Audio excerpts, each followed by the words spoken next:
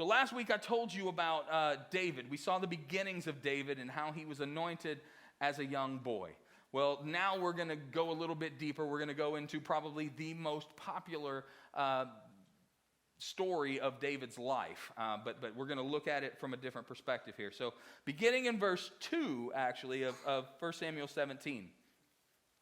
And Saul and the men of Israel were gathered together, and they encamped in the valley of Elah, and drew up in battle array against the Philistines.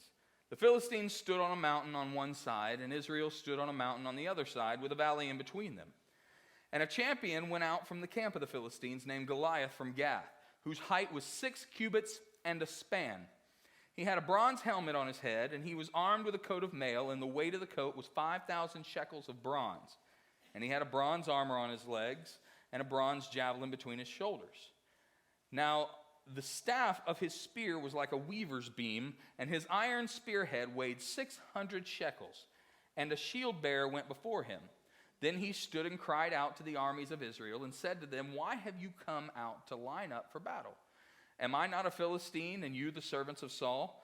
Choose a man for yourselves, and let him come down to me. If he's able to fight with me and kill me, then we will be your servants. But if I prevail against him and kill him, then you shall be our servants and serve us." And the Philistines said, "I defy the armies of Israel this day. Give me a man that we may fight together." When Saul and all Israel heard these words of the Philistine, they were dismayed and greatly afraid. Verse 12. Now David was the son of that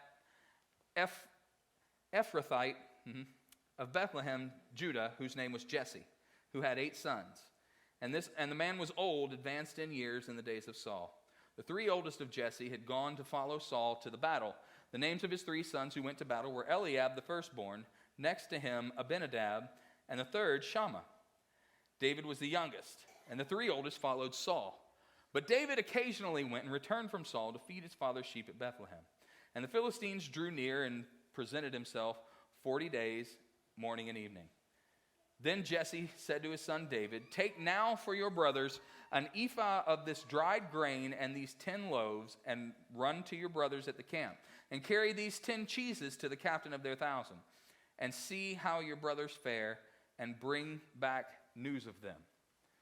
Here's where we see what I mentioned last week. There's no evidence that anyone knows that David is God's choice to be the next king of Israel, so he's an errand boy. His dad puts this little task on him. His role in all of this is take this grain and these loaves to your brother, and here's 10 cheeses. Take those to the captain. And that task would not have been dictated to him had everyone been aware that he was going to be the next king of Israel. Verse 19, now Saul and they and all the men of Israel were in the valley of Elah fighting with the Philistines. So David rose early in the morning, left the sheep with the keeper, and took the things and went as Jesse had commanded him. And he came to the camp as the army was going out to the fight and shouting for the battle. For Israel and the Philistines had drawn up in battle array, army against army. And David left his supplies in the hand of the supply keeper, ran to the army, came and greeted his brothers. Then as he talked with them, there was the champion, the Philistine of Gath, Goliath by name, coming up from the armies of the Philistines. And he spoke according to the same words, so David heard them. And all the men of Israel, when they saw the man, fled from him and were dreadfully afraid. So the men of Israel said, "Have you seen this man who has come up? Surely he has come up to defy Israel. And it shall be that the man who kills him, the king will enrich with great riches, will give him his daughter, and give his father's house exemption from taxes in Israel." Then David spoke to the men who stood by him, saying, "What shall be done for the man who kills this Philistine and takes away the reproach from Israel? For who is this uncircumcised Philistine that he should defy the armies of the living God?" And the people answered him in this manner, saying, "So shall it be done for the man who kills him." Now Eliab, his oldest brother, heard when he spoke to the men, and Eliab's anger was aroused against David. And he said, "Why did you come down here? And whom have you left those few sheep in the wilderness? I know your pride and the insolence of your heart, for you have come down here to see the battle." Again, obviously they're not seeing David as the next king because his brother is saying, "I know you just want to see some action. You're down here stirring up trouble. What are you even doing here?" Going on, verse 29, and David said, "What have I done now? Is there not a cause? Then he turned from him toward another and said the same thing, and these people answered him as the first ones did. Now when the words which David spoke were heard, they reported them to Saul, and he sent for him. Then David said to Saul, let no man's heart fail because of him. Your servant will go and fight with this Philistine. And Saul said, you're not able to go against this Philistine to fight with him, for you are a youth, and he a man of war from his youth. But David said to Saul, your servant used to keep his father's sheep. When a lion or a bear came and took a lamb out of the flock, I went out after it and struck it and delivered the lamb from its mouth. And when it arose against me, I caught it by the beard and struck and killed it. Your servant has killed both lion and bear, and this uncircumcised Philistine will be like one of them, seeing as he has defied the armies of the living God. Moreover, David said, the Lord who delivered me from the paw of the lion and the paw of the bear, he will deliver me from the hand of this Philistine. And Saul said to David, go, and the Lord be with you. Now, I'm going to put a pin here. We're going to pick up the text in just a second, but I want to give you this little side sermonette. It's not really what the whole message is about, but I want you to see something. When David is going out to face the battle of his life up until that point, last week we talked about that, about how he faced the lion, about how he faced the bear, and then how he faced the giant. David was going out to face this giant. What does he do? Is he's rehearsing the testimony that God had done in his life. He was rehearsing, he was reminding himself and encouraging himself in the Lord. He's not doing it for Saul's benefit. He's not throwing his bona fides out there so that Saul can understand. It kind of looks like that. He's like, well, I've faced the lion and the bear, but David is reminding himself. And when you read through the book of Psalms, you'll notice that a lot of the Psalms, a lot of the chapters in Psalms were written specifically by David, and he encourages himself in difficult times. He is constantly reminding himself of all that God has done for him. So reminding yourself about the battles that God has won through you in the past gives you the strength to face the new battles and the new enemies that you have coming up. So anoint yourself, remind yourself, encourage yourself in the Lord, and you will find the strength to face whatever's next. Verse 38. So Saul clothed David with his armor, and he put a bronze helmet on his head. He also clothed him with a coat of mail. David fastened his sword to his armor and tried to walk, for he had not tested them. And David said to Saul, I cannot walk with these, for I have not tested them. So David took them off. All right. Big passage. And we're going to close out the chapter here in just a few minutes. But last week we talked about David being in obscurity. David was out in the field. He was playing his music. He was writing songs for God. He wasn't looking for man's approval. He wasn't looking to be exalted. He wasn't trying to become the next king. He was out there doing what God had called him to do in his time of worship while he was being prepared by fighting a lion, fighting a bear. But now he's entering into this next phase of his life. He's entering into this awkward phase. Many of you can probably remember your middle school years where you were kind of awkward. You know, we were sitting around a table last night, and I had on my phone a picture of myself when I was in 7th grade, and I keep it readily available so I can remind myself of where God brought me from, because it's pretty awkward. I was a very awkward middle schooler. But, you know, you got David who's going through his awkward phase here, and he has the courage to go face the giant. But there's a point in this story where there are still these expectations being placed on him. Goliath is a giant. Goliath has been a warrior since his youth. The Philistines look and they're like, man, that's a big old fella. He's going to be a warrior. All right, let's train him. And that's exactly what happened. So the way that you're supposed to go and face a warrior with the stature and reputation as Goliath is you've got to armor up. You've got to suit up. You've got to make sure that you are ready to go, because one punch from someone as big as him could have taken David's head clean off. So he's got to be fully dressed in armor. But because it was the king's armor, it would have been the best armor available. It wasn't like they just scrounged together some things. Saul's armor, while though it was used, it was still the best available because he was the king. So this great armor is being placed on David, perfectly crafted for Saul, but not for David. And it's kind of a joke.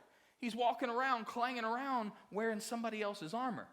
Now, has anyone been there? You're ready to step into what God has for you, but now you kind of have to navigate other people's expectations on how to do what God's called you to do. I'm ready to face the giant. I'm ready to do what I'm supposed to do, and yet they're placing someone else's armor on you. Well, this is how I want you to do it. This is how you're supposed to do it. Now comes the season of trying on armor that doesn't fit before you go into battle. For me, personally, there have been many times when I've tried to waddle out there in somebody else's armor, attempting to do something good for God. You know, I remember when I was about that middle school kid, that awkward middle school kid, and I was finding my voice, my singing voice. There was a guy who I absolutely loved, and I tried to pattern my voice after him. For those who've been around Christian music, contemporary Christian music, and then Southern gospel music at the tail end of his career, you know who Michael English is. I wanted to be Michael English. I didn't want to just sing like him. I wanted to be Michael English because he was tall and attractive and he had this amazing voice, and I wanted to sing just like him. But I was putting on Saul's armor. I was putting on someone else's armor in trying to be him, and my focus was on somebody instead of on the one who was given me the gift to begin with. So when Michael English had a very public moral failure and divorce, and it was a difficult time in his life, I had a difficult time because my focus was on the wrong place and because I was trying to wear Michael English's armor. But even looking back at other times, growing up in the church culture that I did, I was at a place where you would have expectations placed on you, and there are still some of those expectations that are placed on me, that I'm supposed to be a certain kind of preacher. I remember services would go for hours and hours, and a lot of times the preacher wasn't given a whole lot of substance, but he would say a whole lot of preacherisms. And if he started to lose the people, he'd say, touch 3 people and say, don't touch me. You know, turn to your neighbor and say, or somebody give the Lord a hand clap of praise. But Ruby knows. She laughed because she's heard that. But see, that's what happens. When I grew up in that was the culture. That was what was expected of me when I became a preacher. You're supposed to do those kinds of things. And people actually began to question my calling, and so much to the point where people question whether or not I was filled with the Spirit of God because I didn't run the pews, because I didn't slap my head or kick my leg up or whatever their mind of what a preacher should be. Now, you'll understand when I tell you I'm more passionate in preaching now than I ever have been.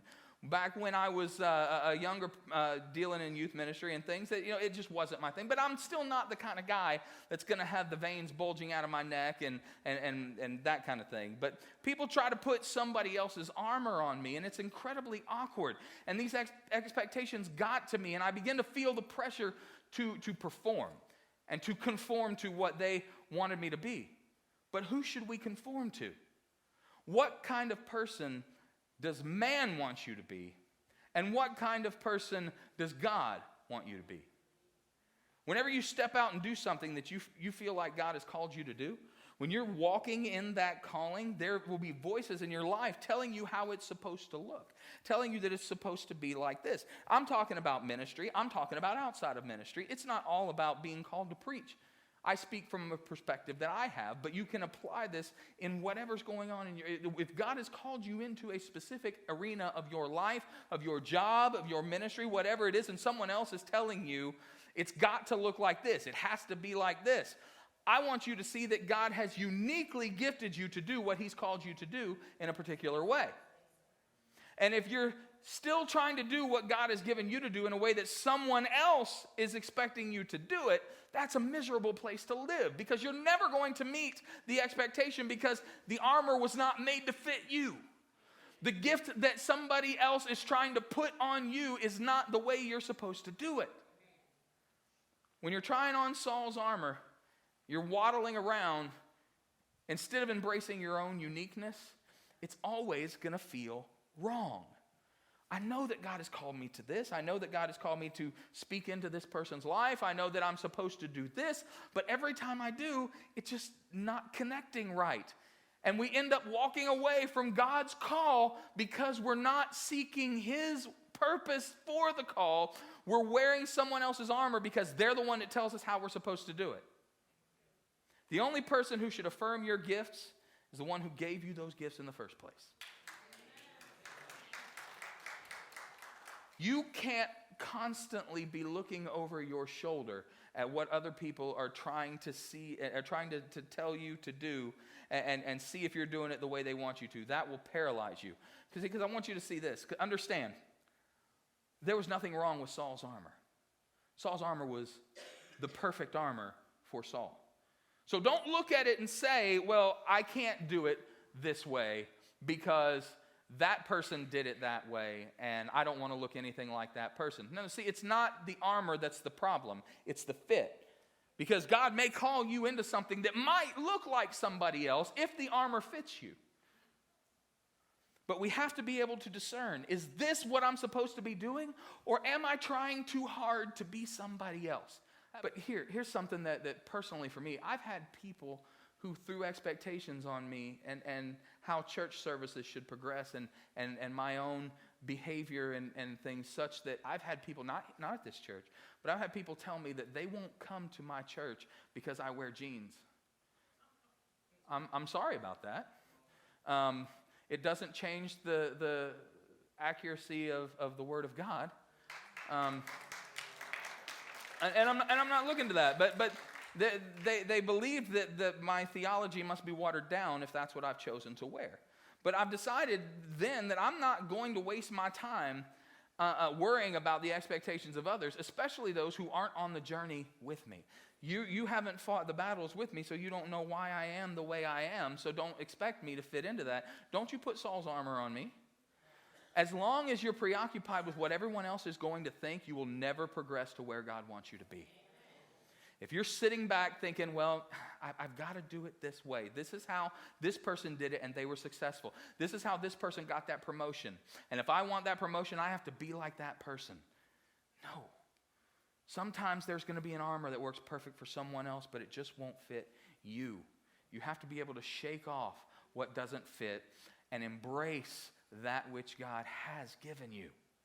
God created you to be who He wants you to be, and not everyone else is going to understand that. And you know what? That's okay.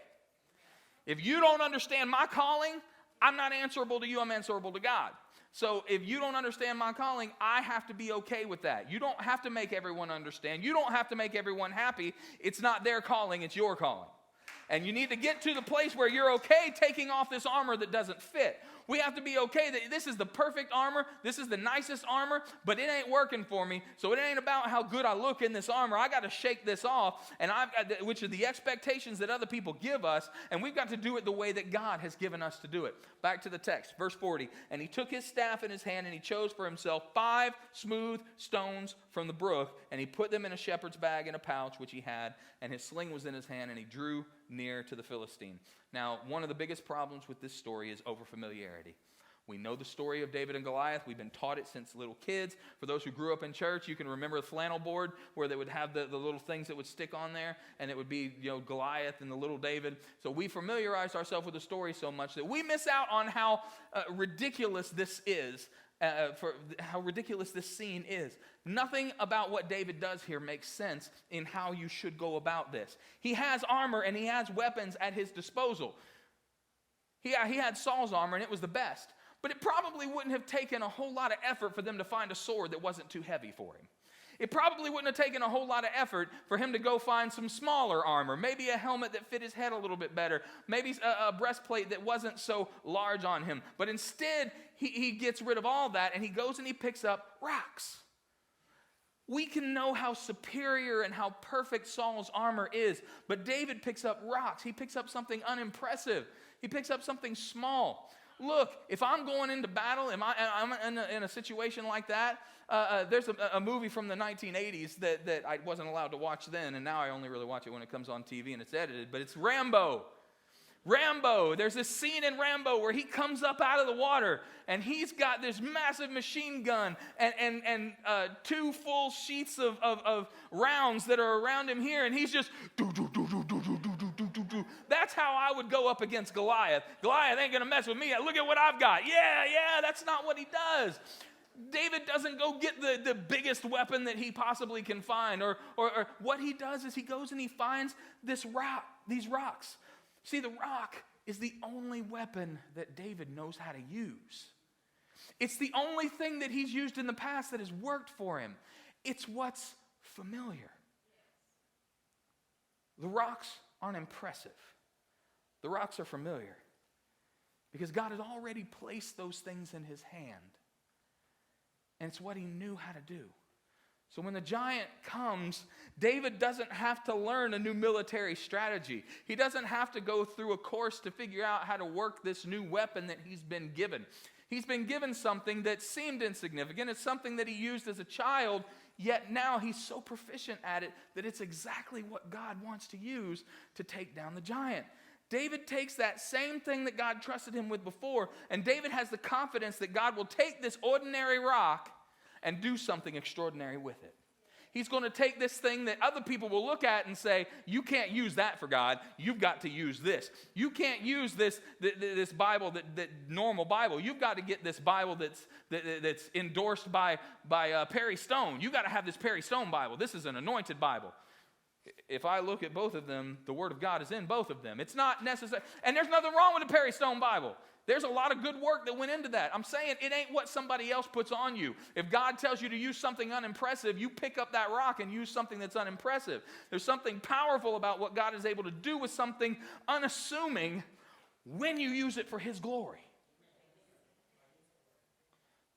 Here's the thing. There's nothing extraordinary about the rocks that David chose. David did not wade down into there and say, oh, that rock's about a 7-pounder. Oh, look at that. No, we see no evidence other than he chose 5 smooth stones.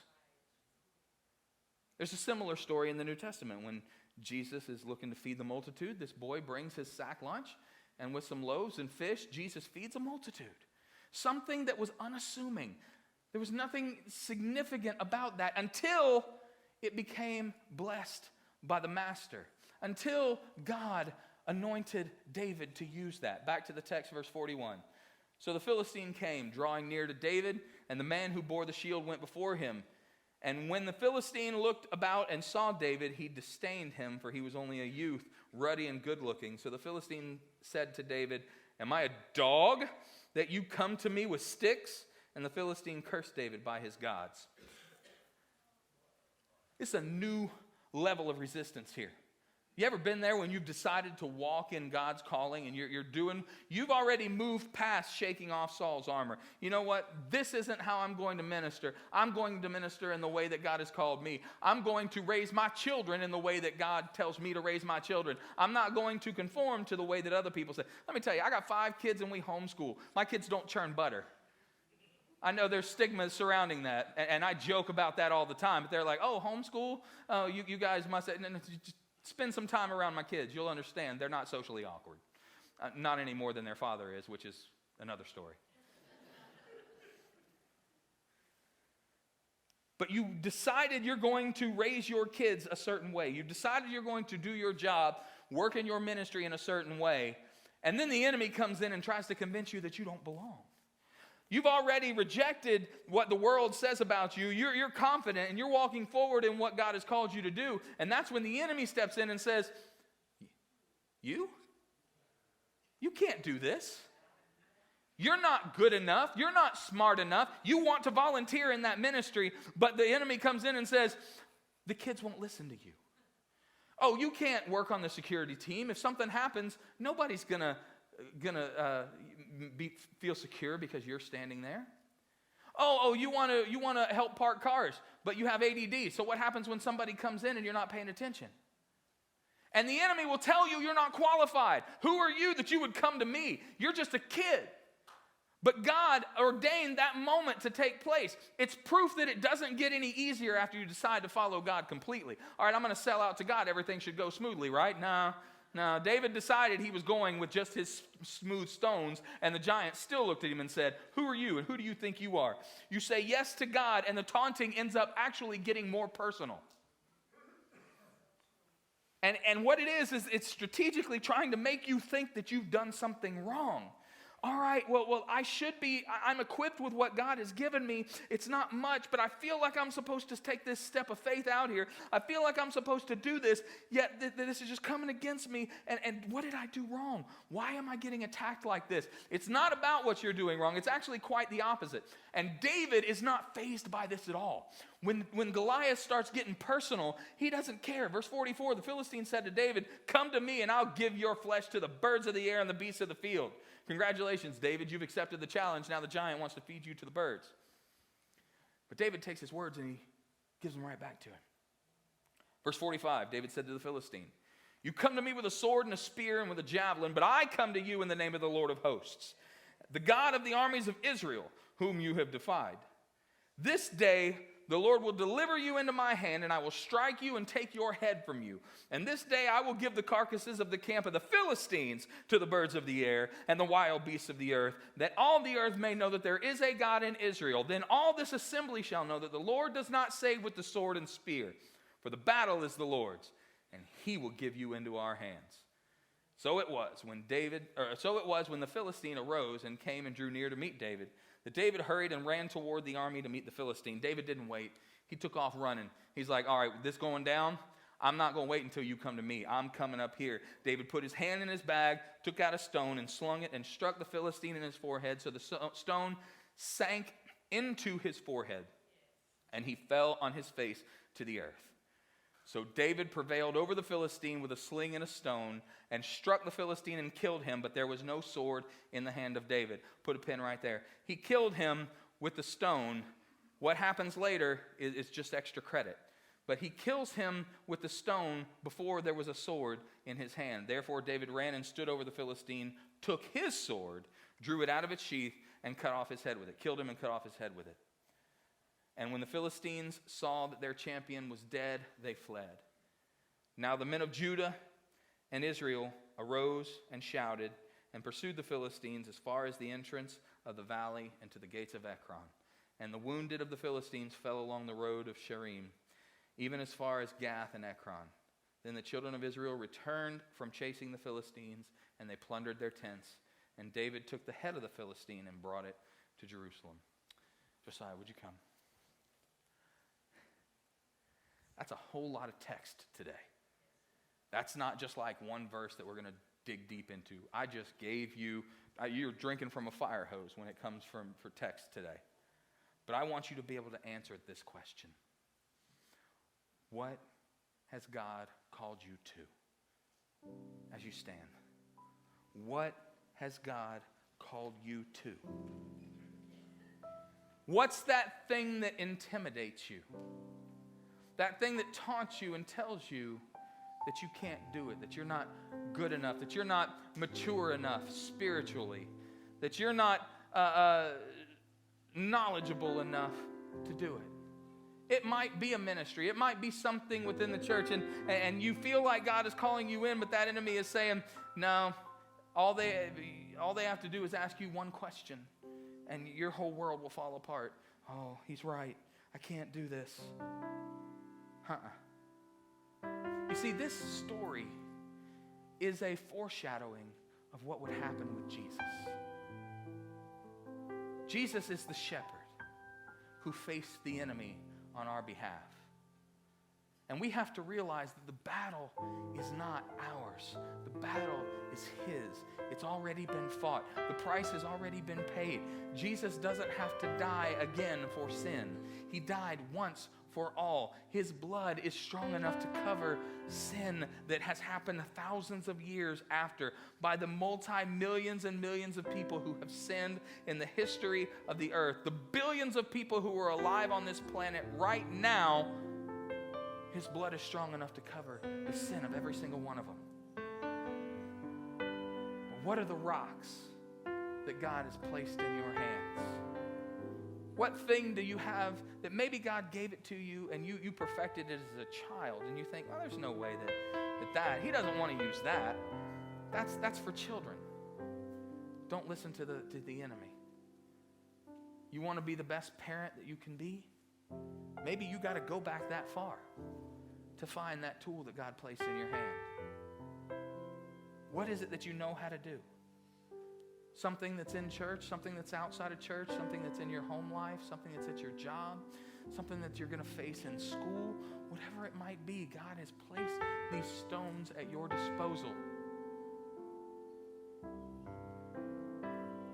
What are the rocks that God has put into your hand? I'm going to invite the prayer team to go ahead and come down. We're going to pray over needs this morning. No matter what those needs are, it might be something specific to what we're talking about today. Maybe you need to come down and seek God over that hidden rock that's been buried deep. Maybe your rock is still sitting in a brook somewhere, and you need to go find it because God has led you to that place. You know, God, I know that there's something, but I need you to inspire me this morning. If that's you, this altar's open. It's not just limited to that. No matter what your need is this morning, you can come. We will pray with you. But as I begin to pray, I want you to just take that step of faith out and walk in your calling, shaking off the expectations of other people, but stepping in just like David did, going to approach that enemy with full confidence that whatever it is that God gave you, that you're able to see it through because He is in charge. Father...